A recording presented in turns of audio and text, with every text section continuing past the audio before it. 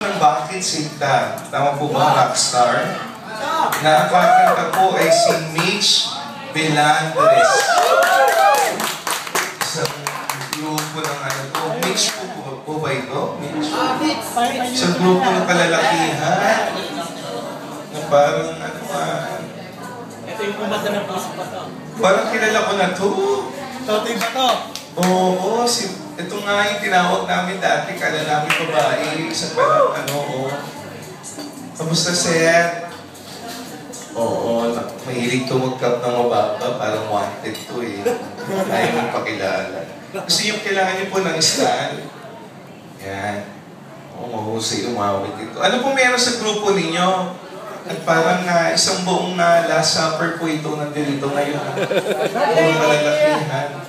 Baka may kailangan pong batiin. Wala naman po. Nag-enjoy na. Nag-enjoy na. Sige, masarap talaga mag-inom-inom, no? Lalo na pag marami kayo, tropa kayo, no? Parang marami mapag-usapan, no? Okay. At bakit Sinta kakatahin ni Sir? Rockstar. Ano para daw sa misis ng aking best friend. Pero wala po dito yung misis. Wala kaya nga, bakit dapat pala i-take home nyo ito. Tsaka ito pa isa, when I see you smiling. Bakit Sinta? Oh, sige. Okay na po yan, DJ. Tapos ito po, when I see you smile.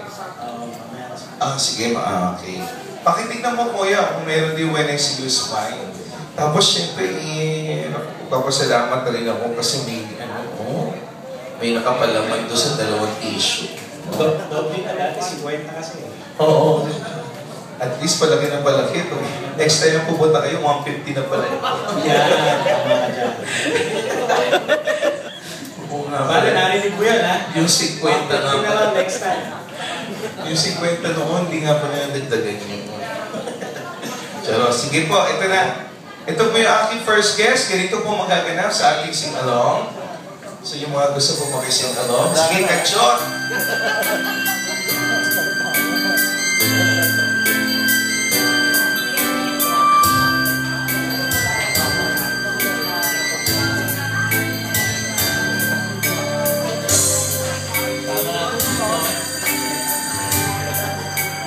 Di mo naisip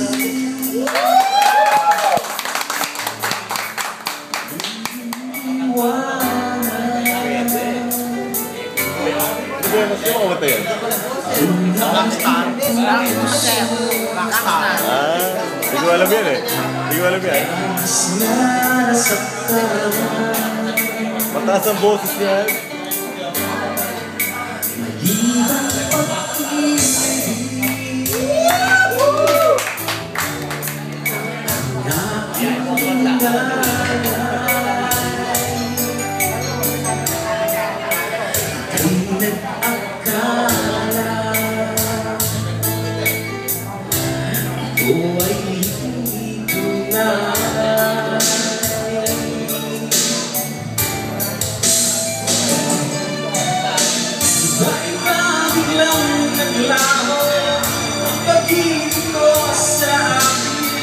Bakit ayaw mong hindi magpapaliwanag ko?